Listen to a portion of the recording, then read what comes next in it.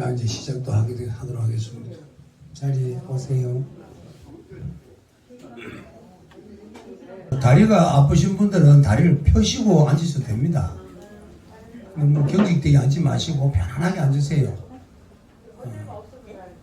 자, 본문 2부 들어가겠습니다. 네, 계속 이어가겠습니다. 이렇게 이제 우리의 몸을 자세를 바로 하고 호흡을 올바르게 하면서 이렇게 몸을 계속 이렇게 챙긴 마음으로 챙김해 나가면서 지속적으로 평등심을 유지하려고 하는 그 이유가 뭐냐 하면은 몸을 편안하게 해주기 위함입니다. 모두에 말씀드린 것처럼 몸은 경직되어 있고 긴장되어 있어서는 절대 깊은 선정이 이룰 수 없기 때문에 몸을 가장 안락한 상태로 만들어줘야 됩니다. 그래야만이 몸에서의 생리적 현상이 일어나지 않습니다. 생리적 현상이 일어나면 심리 현상이 일어납니다. 나중에 여러분들 공부를 해보시면 아시겠지만 제가 경험한 바로서는 몸이 이렇게 앉아서 몸이 없는 듯이 사라진 듯이 이렇게 편안한 상태가 오는데 그때 발끝에서부터 머리끝까지 이 몸에 있는 전신 중에 단 한 곳에 바늘 티끌만큼이라도 피부에 생리적 반응이 딱 나타나는 순간에 마음에 한 생각이 딱 일어납니다. 두 개 반응이 나타나면 두 생각이 일어납니다. 그래서 몸 안에 있는 60조개, 100조개가 넘는 모든 세포가 신경을 쓰는 일이 없어야 됩니다. 세포가 이렇게 불편하고 힘들고 과로를 해서 짜증이 나서 세포가 움직이는데 어떻게 마음이 심리현상이 안 일어날 수가 있습니까? 그래서 세포가 온전하게 60조개의 세포가 전혀 기본적 생명활동만 할 수 있도록 놔두고 다른 활동을 전혀 운동신경이나 감각신경이나 전달하는 일이나 이런 걸 전혀 하지 않을 정도의 그렇게 안락하고 편안한 상태에 몸을 유지를 해줘야만이 마음의 심리 상태가 산매라는 걸 체험하게 됩니다. 그래서 몸이 불편해서는 안 되기 때문에 그래서 몸을 최대한 이완시키기 위한 방안으로서 첫 번째 자세를 바라고 두 번째 이완을 시키고 세 번째 호흡을 맞추고 네 번째 이 몸에 마음을 명각으로 지각하면서 지속하고 평등심을 유지하는 겁니다. 여러분들 마음이 아내나 남편을 떠나만 가도 여러분 배우자가 속이 상해서 짜증을 내잖아요. 와 니는 내 마음이 네 마음이 내한테 와 안 했노 이렇게 짜증을 내는데 하물며 여러분들 마음이 여러분들 몸에 있지 않고 딴 데가 있으면 얼마나 몸이 속이 상하겠습니까? 부처님 당시에 바라문 쪽에 있는 그 이 외도들이 석가모니 부처님 보고 깨달음을 얻는 성자가 부처가 되시고 나니까 물었어요.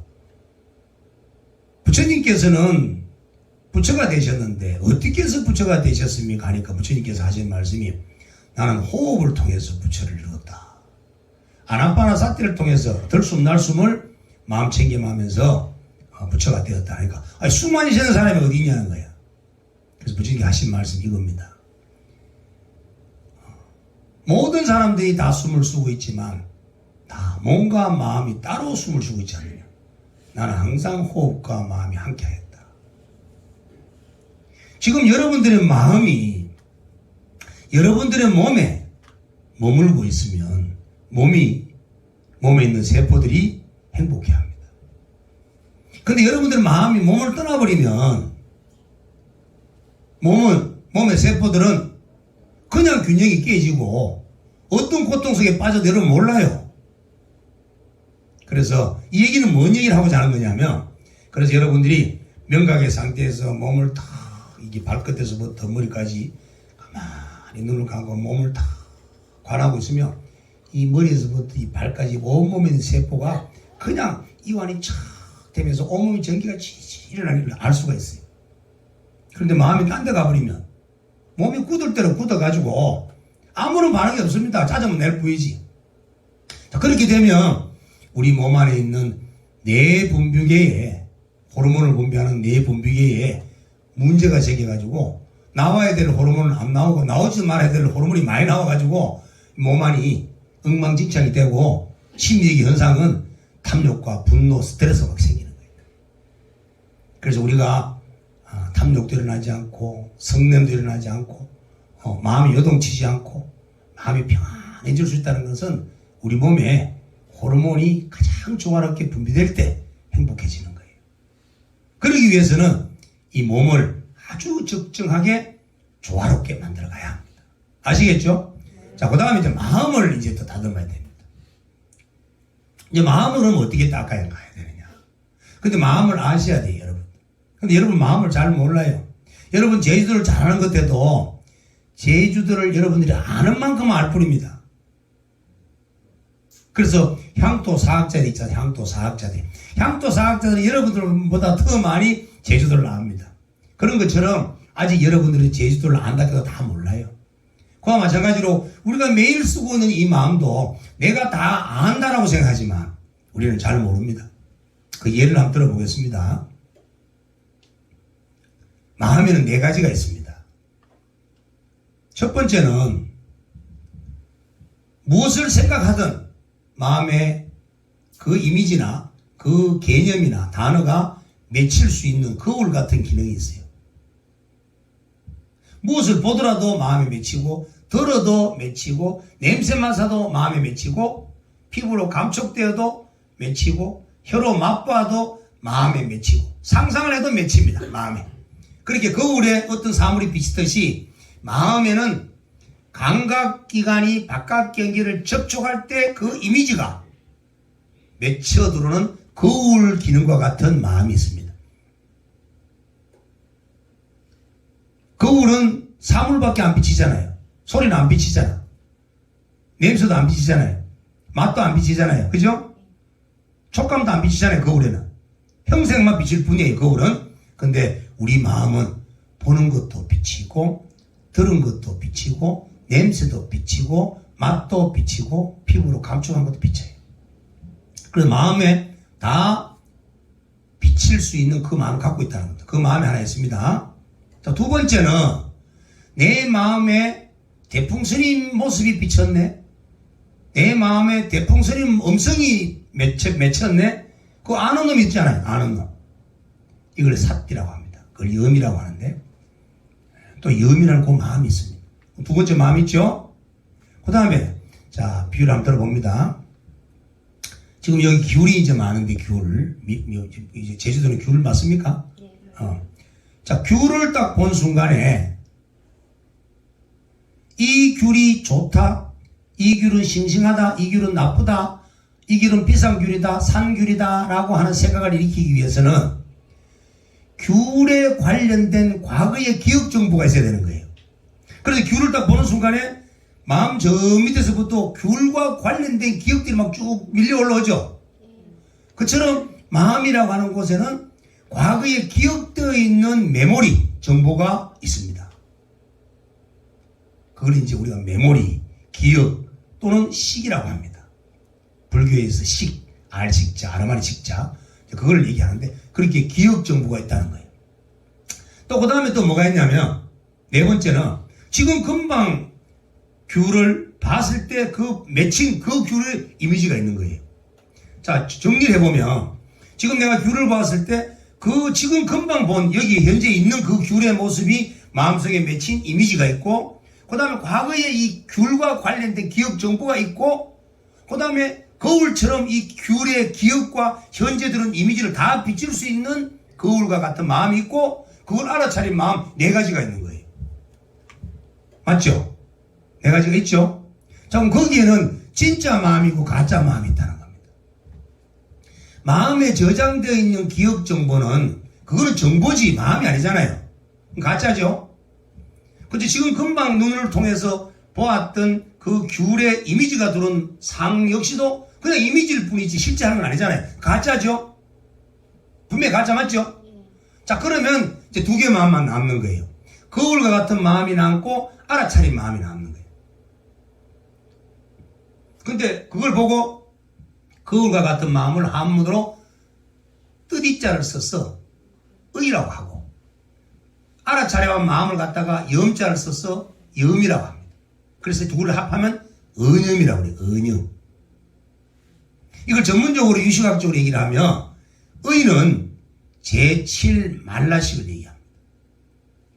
자기의식, 내 마음에 맺혔다라고 하고 생각하는 그 자아의식의 마음을 의라고 하게 되면 제7식입니다.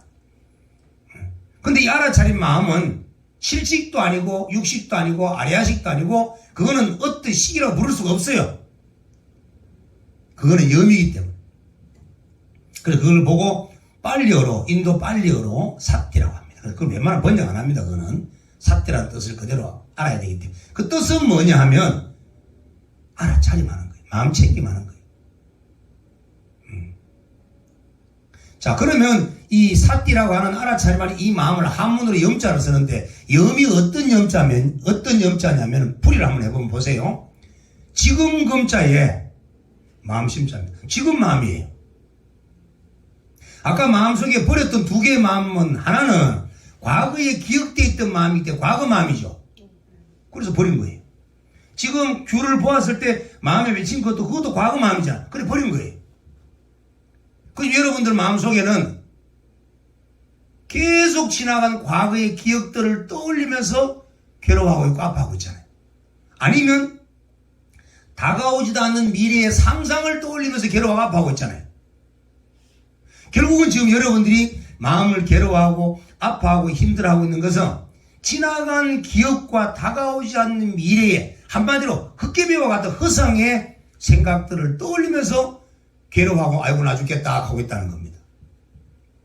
그런데 정작 가짜가 아닌 진짜 마음은 지금 마음이기 때문에, 현재의 마음이기 때문에, 현재의 마음은 지금 이 순간 보고 듣고 냄새 맡고 맛보고 감촉하고 그 순간순간을 순간순간 알아차리려 할 만한 마음이에요.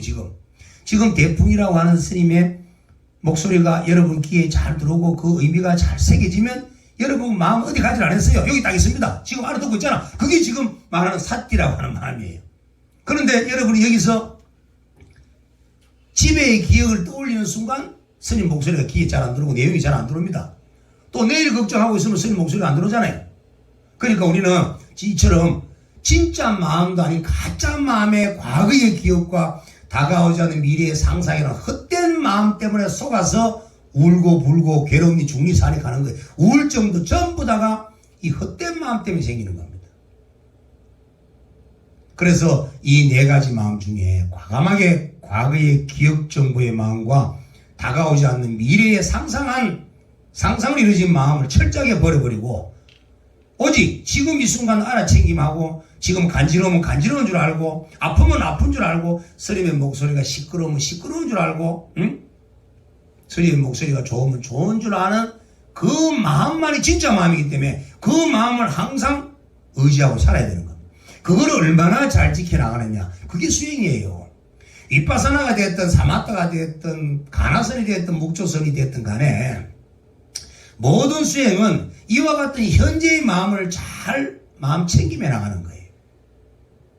염불할 때 부처를 잘 염하는 것도, 부처를 잘 마음 챙김해 나가는 것도 결국 이 사띠라고 하는 지금 이 순간의 마음을 챙김해 나가는 거예요. 지금 이 순간의 마음은 가짜 마음도 아니고 어제 마음도 아니고 미래의 마음도 아니고 과거 마음도 아니에요. 지금 이 순간 마음이에요. 여러분 조금 전에 과일을 먹을 때 과일이 달면 단 줄 알고 짜오면 짠 줄 알고 차오면 찬 줄 알았던 그 순간의 그 마음, 그게 진짜 마음이라는 거예요. 그럼 지금 이 순간에 딱딱한 바닥에 앉아있을 때 엉덩이가 치가 내리고 무릎이 아프고 허벅지가 조여오는 그런 느낌이 생기는 그 마음을 알아차림할 때 그 알아차림하는 그 마음이 진짜 마음이라는 거예요. 그 마음은 과거 마음도 아니고 미래 마음도 아니에요. 지금 이 순간의 마음이에요. 그래서 그 마음을 잘 챙겨나가야 하는 겁니다. 그래서 마음 공부를 하기 위해서는 이와 같은 네 가지 종류의 마음 중에서 두 가지를 과감하게 버려버리고 두 가지의 진짜 마음을 선택해서 모든 것을 내 마음의 상에 다 비춰들을 거니까 비춰들어오는 그놈을 비춰들을 때마다 알아차림하는 거예요. 보면 알아차려, 들으면 알아차려, 냄새가 맡으면 알아차려, 피부로 감촉되어지면 알아차려. 이렇게 책임이 나가는 겁니다. 거기에는 거기서 이게 좋다, 나쁘다, 옳다, 그러다 이런 생각이 일어난다는 얘기는 과거의 마음을 또 떠올린 거예요. 비교를 하니까 좋은 애 나쁜 애 할 거 아니야. 아, 우리 신랑이 좋은 애 나쁜 애, 우리 마누라가 좋은 애 나쁜 애 하면 크다 하면 작은 방을 대비한 거고 작다 하면 큰 방을 대비한 거듯이 오늘 좋다 하면 어제 미웠던 거야. 오늘 마누라가 나쁘다 하면 어제 좋았던 거예요. 그 좋고 나쁜 대비를 하니까 항상 좋고 나쁜 옳다 그러다는 생김이 생기듯이 이 상대적인 거라는 겁니다. 그러나 현재 마음은 대비하는 마음이 아니고 상대적인 마음이 아니기 때문에 좋다 나쁘다가 없는 거예요. 그냥 진리일 뿐입니다. 그래서 이 마음을 이제 지속시켜 나가야 되기 때문에 그래서 이제 어떻게 마음을 관리해 나가야 되느냐 하면은 망상을 버려라. 망상은 내 마음 거울에 과거의 기억을 떠올리는 거예요. 다가오지 않는 미래를 상상을 떠올리는 거예요.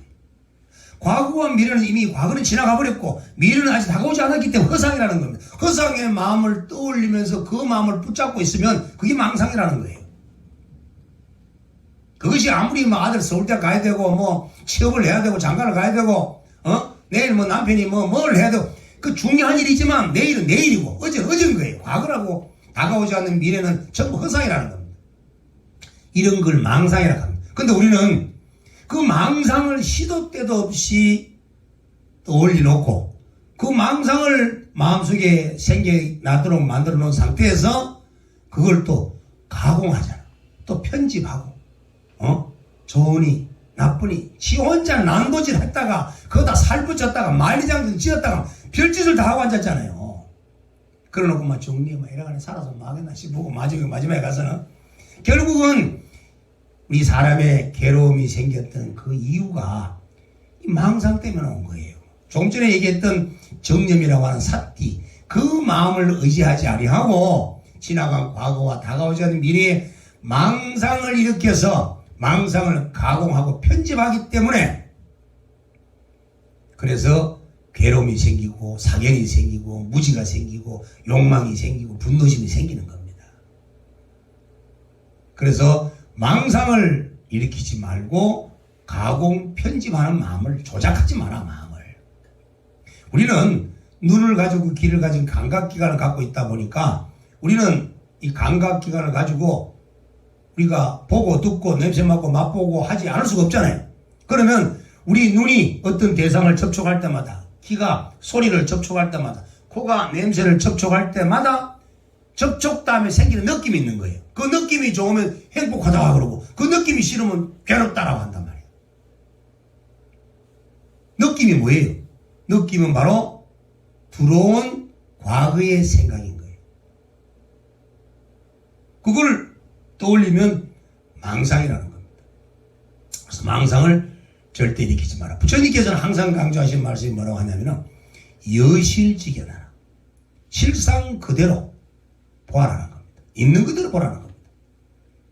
거기는 어떤 개인적 견해, 사견, 개인의 사상, 개인의 철학, 개인의 가치관, 아버지의 부촉된 말 어떤 것도 넣으면 안 돼.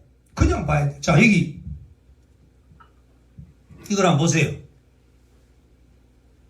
이게 뭐예요? 컵이요. 그렇죠.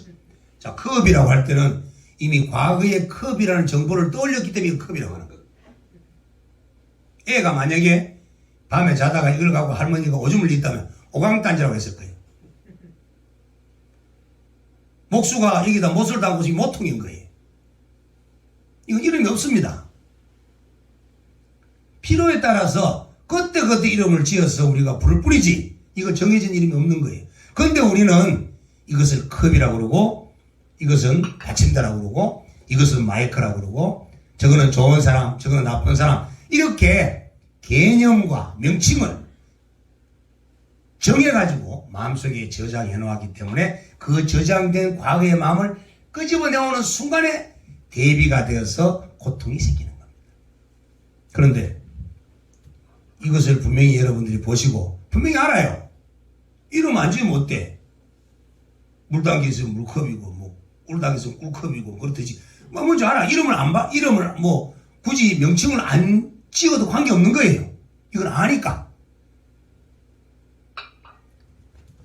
이걸 보는 순간에 이걸 알아요. 이거 뭐 종이란 이름 안 붙여도 돼요. 앞으로 볼 때마다, 들을 때마다, 냄새 맡고 맛보고 감촉할 때마다 훈련되어졌고 습관화되어졌던 대로 명칭을 쓰지 말라는 겁니다. 과거의 정보를 떠올리지 말라는 겁니다. 그냥 있는 그대로 보는 거예요. 있는 그대로 봐도 저것이 무슨 기능을 갖고 있냐 이미 압니다. 이걸 보고 반야라고 해요. 반야. 반야라고 하는 것은 일체의 개인적 견해나 사상이나 철학이나 개념들이 전혀 들어가지 않고 그냥 있는 그대로 보고 아는 것을 반야라고 하는 겁니다. 삿띠라고 하는 것은 요거는 차네, 요거는 따뜻하네, 요거는 다네, 요런 내용까지 아는 것을 삿띠라고 합니다. 반야는 달다, 쓰다, 차다, 덥다까지 아는 게 아니에요. 그렇지만 또렷이 알아요. 그 반야와 삿띠는 비슷하지만 다릅니다. 그래서 여러분들이 이처럼 있는 그대로 일체를 보아서 알되 마음 닦는 수행을 하기 위해서는 이처럼 삿띠라고 하는 것과 반야라고 하는 이 두 가지의 마음을 계속 확대 키워나가야 합니다. 이것이 윗바사나인데 난 뭐 태국에서 하는 수행이고 미얀마에서 하는 수행인데 나는 윗바사나 수행하는데 나는 뭐 선방에 들어가가지고 그런 스님한테 화두를 들고 왔는데 그런 쓸데없는 소리 하지 마세요. 그거는 내가 이렇게 마음을 닦는 공부를 제대로 나갈 때, 나는 화두를 드니까 잘 되더라. 나는 윗바사를 하니까 잘 되더라. 나는 조사선을 하니까 잘 되더라. 자기가 잘 되는 거 찾으면 되는 거 나중에. 우선은 마음에 진짜 마음과 가짜 마음을 잘 선별해서 자기 마음을 챙겨가는 과정이 지금 필요한 겁니다. 오늘 여러분들에게 몸을 닦는 방법의 기초들과 마음을 닦는 수행의 기초들을 여러분들에게 말씀을 드렸습니다. 그래서 그 내용이 많은 내용들이에요. 그래서 계속 더 나가면 여러분들의 마음이 곤란해질 수 있기 때문에 이 정도로 여러분들 마음에 담아두시고 이제 정리를 해드리겠습니다. 팔만대장경에 부처님 모든 가르침이나 84,000가지 온갖 수행법들이 결국은 괴로움을 소멸하는 데 목적이 있는 것이다. 괴로움이 있는 것은 바로 우리의 무명 때문인 것이다. 무명이 있다는 것은 이와 같이 반야의 본래의 진여본성의 그런 능동적 지혜가 드러나지 않았기 때문인 것이다. 그래서 우리가 어떤 수행을 하든 경을 읽든 어떤 신행생활을 하더라도 내가 본래 가지고 있는 나의 본성의 그 반야를 드러내기 위함인 겁니다. 그러기 위해서는 일체 망상을 일으키지 말고 편집이나 가공이나 분별도 하지 말고 그냥 보는 거예요.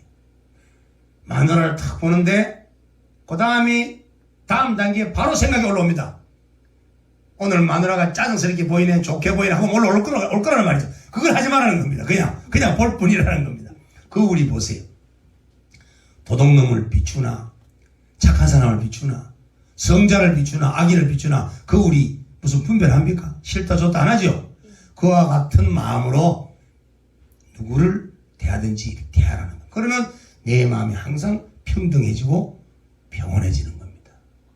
자, 다음에 또 이제 인연을 만들어 가지고 제가 또 법문하러 오겠습니다. 그래서 이제 이 자리에 오신 여러분들께서는 대풍본각 스님의 법문이 재밌고 유익하다고 판단이 드시면은 앞으로 이제 우리 무주선에 우리 주지스님을 통해 가지고 연락을 취하시면 다음에 대풍본각 스님이 제주도 또 도착했다 하더라 하시면 또 어느 장소가 됐든 또 모이셔서 우리 같이 또 부처님의 공부를 함께 나눌 수 있는 그런 인연을 가졌으면 좋겠습니다. 괜찮죠? 예.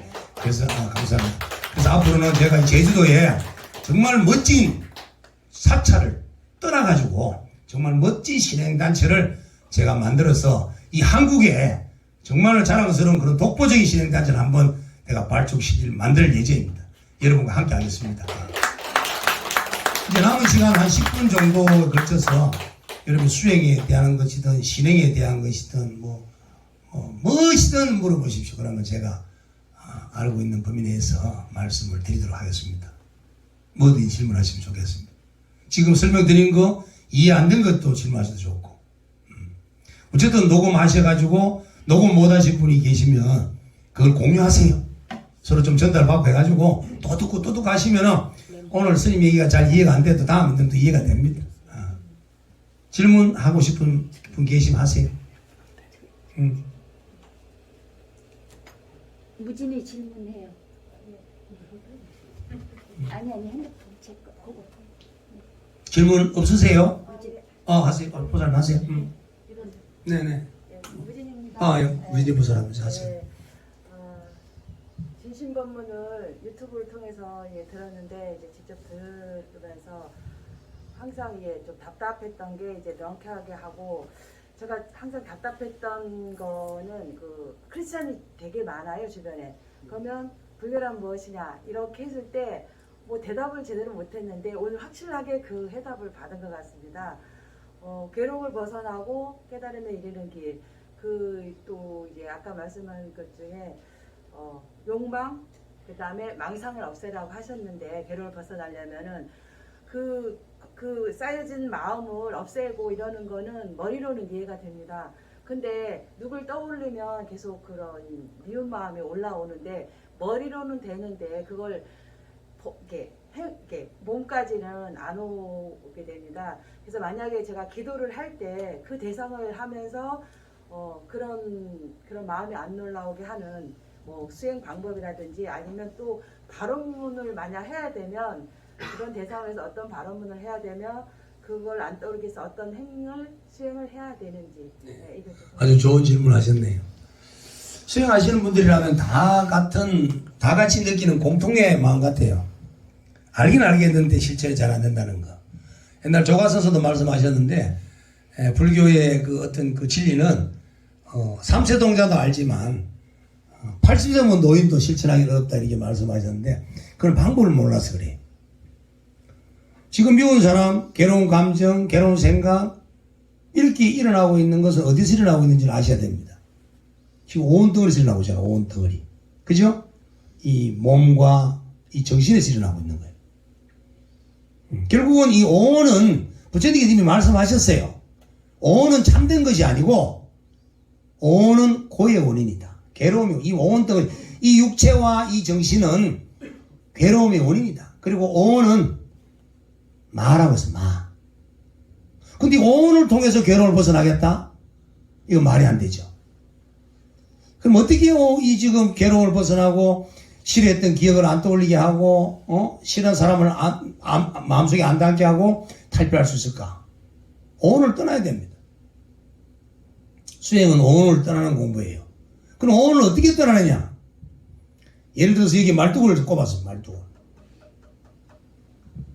여기에 나는 짐승도 밧줄을 묶고 땅을 파는 짐승도 밧줄을 묶고 마을로 내려가려고 하는 개에게도 밧줄을 묶고 산으로 올라가는 여우에게도 밧줄을 묶고 이래놓고 하누리 속에 집어넣어 놓으면 새는 날라갈락하고 마을로 가는 놈 마을로 산으로 가려면 산으로 땅을 좀 뚫고 막 설치사지만 결국은 자기의 목이 밧줄에 묶여있다는 사실을 알게 되면은 차츰차츰 날뛰기 덜 하겠죠. 그럼 나중에 돼서 먹이를 갖다 주면은 먹이 갖다 놓은 그릇에 동물들 다 모여 앉게 돼 있는 거예요. 뭐 때문에? 밧줄 때문에. 습관이죠. 훈련이죠. 그와 마찬가지로 우리가 오온을 떠나려고 그러면은 오온을 떠나는 훈련을 쌓아야 됩니다. 그것이 뭐냐면 오온 외에 다른 대상에다가 내 마음을 잡아매는 거예요. 우리 마음은 무주기 때문에 머물지 않아요. 계속 생각을 일으킵니다. 마음은 잠시도 머물 수가 없습니다. 계속 생각이 일어나는 거예요. 그렇기 때문에 이왕 생각이 일어날 수밖에 없는 마음을 갖고 있다면 생각을 일으키라는 겁니다. 어떻게? 아직 한 생각만 일으키라. 그래서 관세음보살 보험표에도 관세음보살을 일념으로 염해라. 남해아미타불도 아미타불만 일념으로 염해라. 전부 한 일념만 하나 합니다. 그게 오온을 벗어나는 길이기 때문에. 자, 그러면 내가 보살님 말씀은 답을 해드린다면 오온에서 괴로움이 생겨나는 것이기 때문에 그 괴로움을 벗어나기 위해서는 오온을 벗어나야 되는데 오온을 벗어나는 일은 오온 이외에 다른 한 곳에다가 마음을 정해놓고 그 마음만 붙잡고 보는 거예요. 자, 그럼 내가 이렇게 컵을 놓고 컵에 집중하는 마음을 갖는다면 내 마음이 자꾸 오온으로 오겠죠.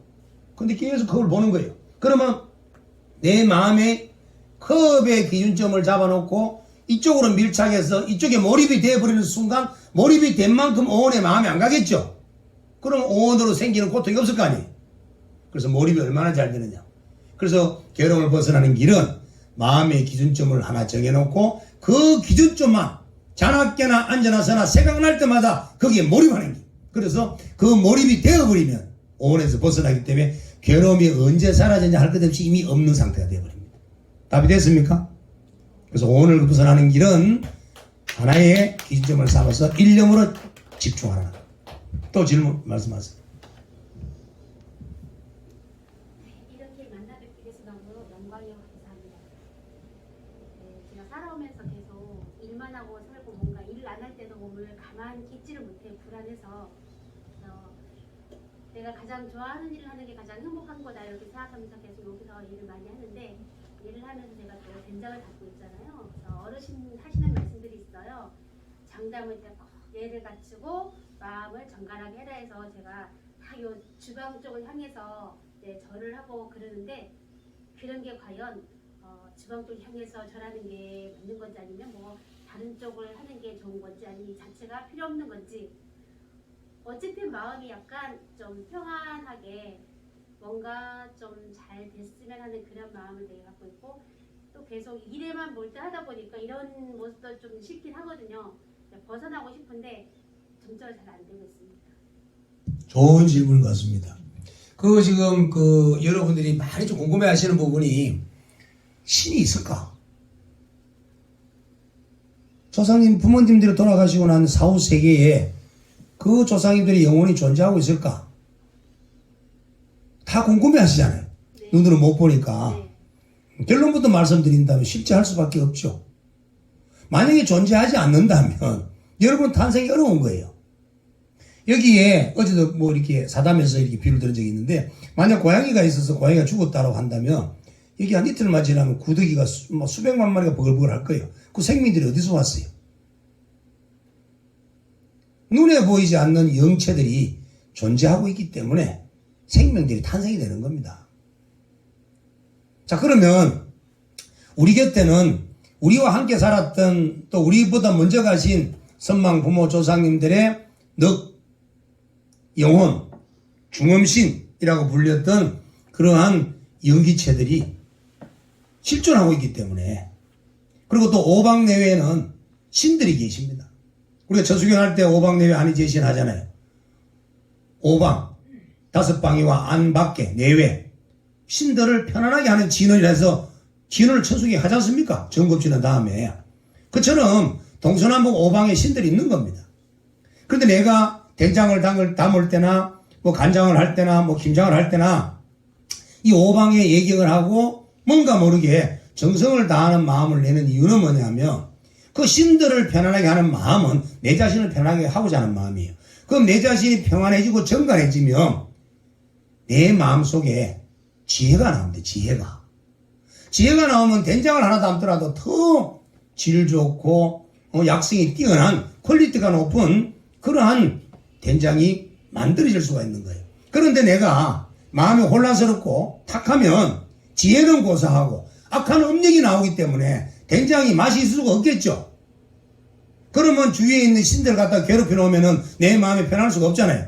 그래서 옛날에 우리가 할머니들이 단지 위에다가 정한수를 떠놓고 빌었던 것은 뭐냐 하면은 치성, 지성, 정성을 다하는 겁니다. 지극하게 하는 겁니다. 그것은 바로 내 마음을 정갈하게 하고 만들고 내 몸과 마음을 깨끗하게 만들고 내가 머물고 있는 곳에 털을 더 맑게 만들어서 내가 하고자 하는 일을 더 성취를 잘하기 위해서 하는 겁니다. 그래서 그거는 종교를 떠나서라도 좋은 일이기 때문에 계속 하십시오.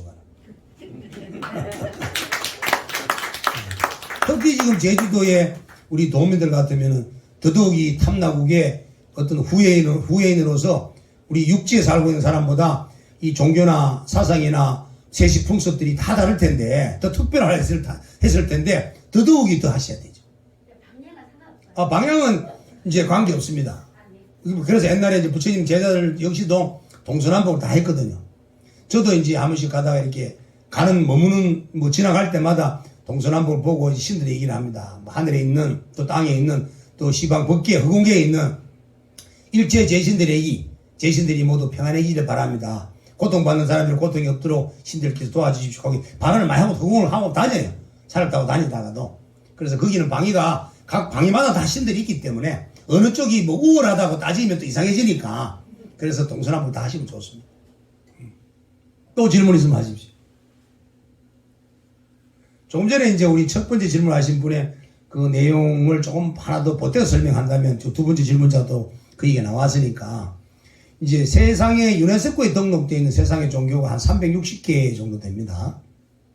그 모든 종교가 불교를 빼고 모든 종교는 전부 신을 숭배하는 종교예요. 신본주의 종교입니다. 그런데 단지 불교만 신을 숭배하는 종교가 아니고 신의 노예가 되지 마라 하지 신을 부정하는 종교가 아니에요. 그렇다고 해서 불교가 그러면 불교를 포함한 모든 세상에 있는 종교가 다 신을 인정하고 있는 겁니다. 그러면 신본주의의 신을 숭배하는 종교는 어떤 신앙을 가지고 있느냐면은 절대적인 신앙을 그 절대적인 어떤 그 교주인 창조신을 앞세워서 그것이 이제 하나님이 되었던 힌두교의 브라만 신이 됐든 시바 신이 됐든 간에 절대적인 신을 내세워서 그 신이 내가 못하는 모든 일들을 다 해결해 줄 거라고 믿는 그 신앙이 잘못된 거예요.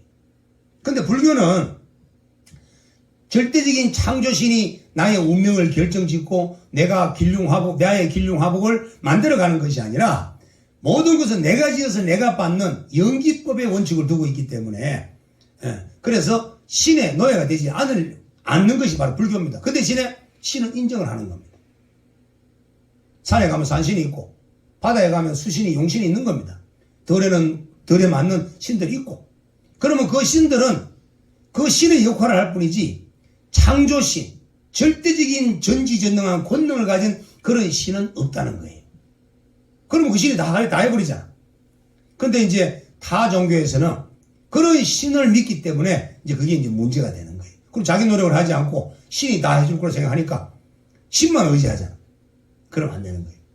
그래서 불교는 신을 인정하되 모든 결과는 내가 지어서 내가 받는 거기 때문에 나의 노력을 더 배가 될 수 있도록 더욱 정진하는 거예요. 그래서 나쁜 일을 하지 않고 선한 일은 더욱더 잘하도록 노력해서 모든 것은 내가 받는 거니까 좋은 업적을 많이 쌓으려고 노력하는 거예요. 조금 도움이 됐는가 모르겠네. 네. 또 질문 있으시면 말씀하십시오.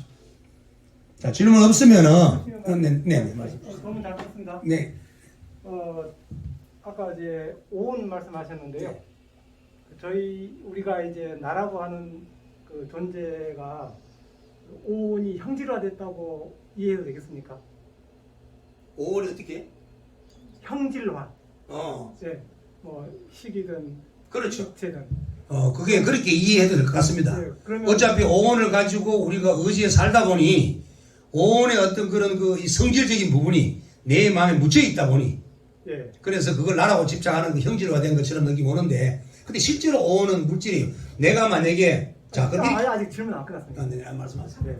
그래서 왜 형질화가 됐는지 네. 그게 굉장히 핵심적인 내용 같거든요. 네. 그 괴로움의 근본으로 봤을 때도 그렇고. 네. 그래서 무명하고 상관관계가 있다면 네. 그 무명의 그 성질 네. 그거에 대해서 좀 말씀 부탁드립니다. 이제 무명이라고 하는 정확한 이제 개념은 진여라고 하는 본성이 있죠. 우리 불성이라고 하는 진여의 마음을 상응하지 못하고 진여의 상태를 잊지 못하고 마음이 움직여버리는 상태를 무명이라고 합니다. 그럼 진여는 어떤 마음이냐면 움직이지 않아요. 부동입니다. 부동. 진여의 마음은 좋다 나쁘다 크다 적다 이런 상대적인 요동을 치지 않는 마음입니다. 전혀 움직임이 없습니다. 얼음 땡처럼. 그런데 이 우리의 지금 마음은 계속 움직이는 거예요. 가만히 있지는 못하고 좋다 나쁘다 그렇다 이거 어떻다 저거 이렇게 분별하는 끝없는 생멸하는 마음 나타났다 사라졌다 생멸하는 마음이 생겨나는 이 마음을 무명의 마음이라고 합니다. 자 그럼 오온이라는 거 한번 보세요. 비유를 하나 들어볼게요. 달팽이가 있어 달팽이. 고동 중에서도 보면 개 모양을 한 가재 모양을 한 이 내용이 있던데 보니까 그게 이고동 속에 들어가가지고 한동안 살다가 껍질 속에 들어가 살다가 그 껍질 놔두고 또 나와가지고 또 다른 고동 속에 들어가 사는데 자 그러면 이 고동이 어제 살았던 그 고동 껍질마다 이 고동하고 무슨 관계가 있을까요? 실제 관계 없습니다. 그렇잖아요. 그런데 그 고동이 그 껍질 속에 살 때는 그 껍질을 움직이고 다녀요. 끌고 다녀요. 누가 봐도 그 고동의 몸인 줄 압니다. 근데 막상 거기 빠져나가 다른 고동집을 갖고 나면 그 고동은 아무런 그 고동과 관계 없는 거예요. 그와 마찬가지로 내가 지금은 온 덩어리를 고동 껍질처럼 어제 살다 보니까 이 오온이 자꾸 마치 나인 것처럼 착각이 들어. 그런데 막상 이제 오온을 딱 벗어나버리면 이 몸뚱아리 이 정신이라고 하는 이 오온은 나하고 아무 관계가 없음을 알게 됩니다. 근데 그거는 머리로 사라지는 게 아니라는 겁니다. 이해로 사라지는 게 아니라는 겁니다. 깨쳐야 되는 거예요. 자, 실례를 하나 들어드릴게요. 여러분들 꿈속에 꿈을 꿀 때 정말로 살아있는 그 생시처럼 그대로 느끼는데 그 순간에 정말 내가 꿈속에 죄를 지어가지고 형사들이 와서 나를 잡아가지고 교도소 안에 나를 집어넣는 거야. 그 순간에 잡히더라면 내가 죽는다는 생각을 하기 때문에 그 순간 어떻게 해요? 뭔가 발을 아무리 움직이고 도망가려도 안 돼. 어떻게 해요? 깨버리잖아. 깨버리는 순간에 그 교도소니 형사니 경찰이나 할 것 없이 모든 게 다 사라져 버리잖아요. 그러면 그 경찰서가 참입니까? 그 형사가 진짜입니까? 그러면 그 형사나 경찰을 우리가 어떻게 이해해야 됩니까? 하는 질문하고 똑같은 거예요.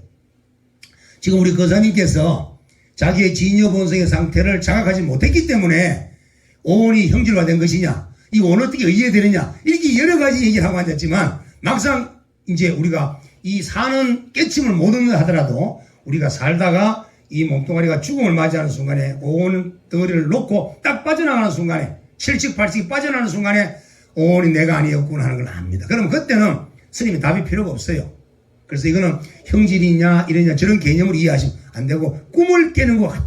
깨침. 오온이 뭉쳐지는 힘. 네. 그 원인을 제가 설명합니다. 오온이 뭉쳐지는 이름은 그건 자연의 법칙이에요.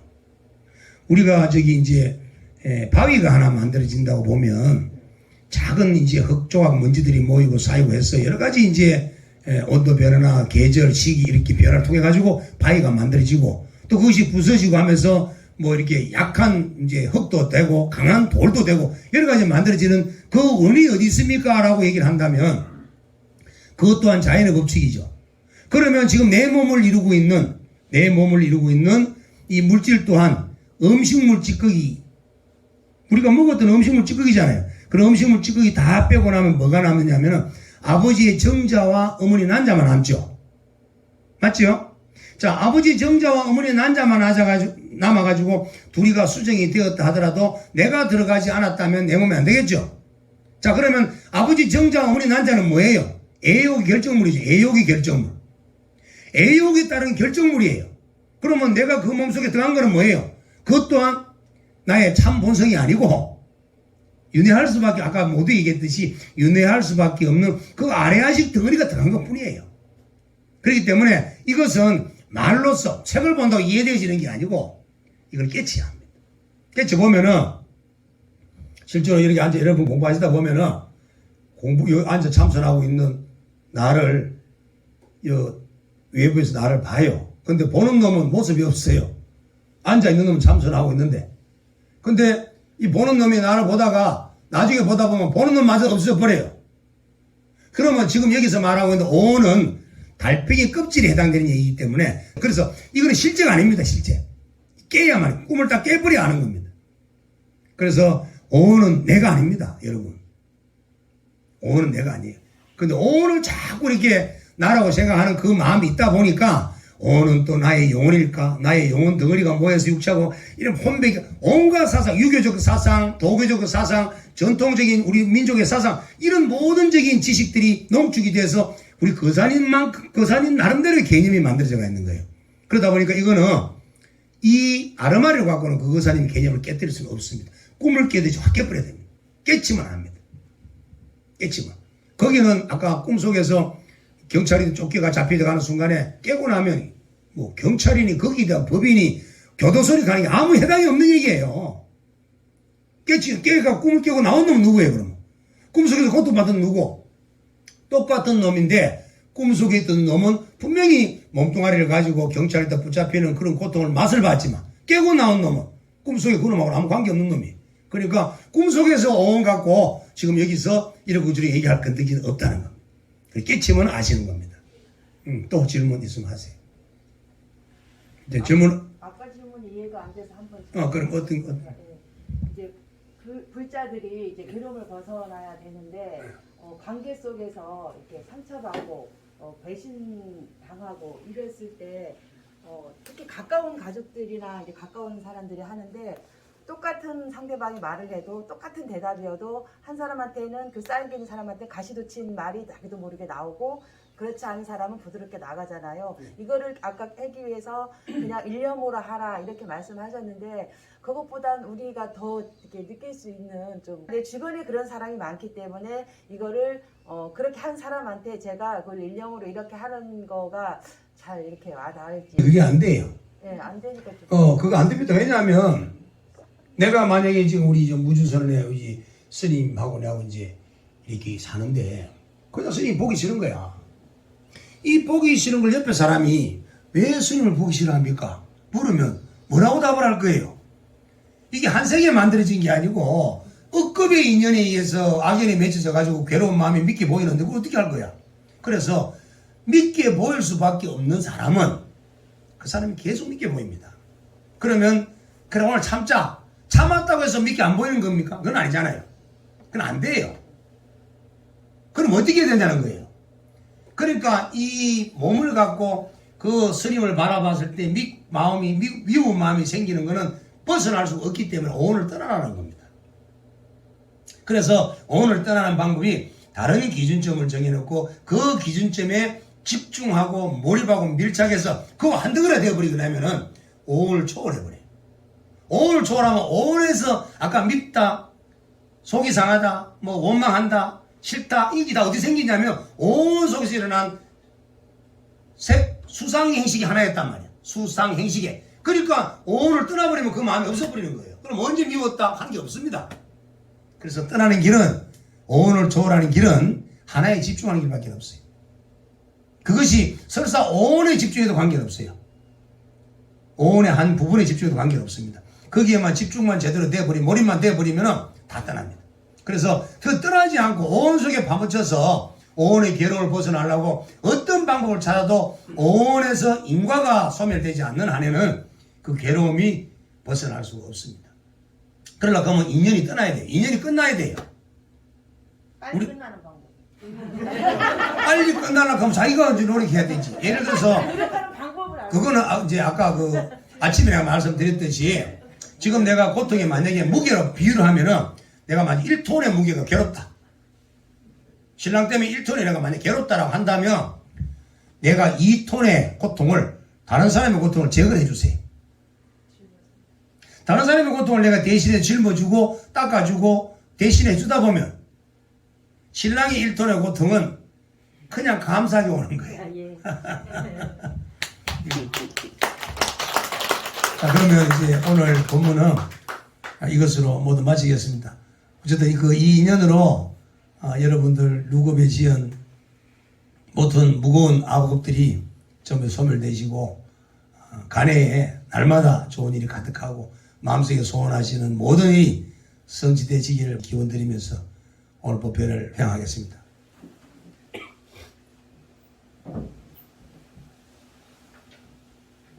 다들 육군 정정하시고 성불합시다.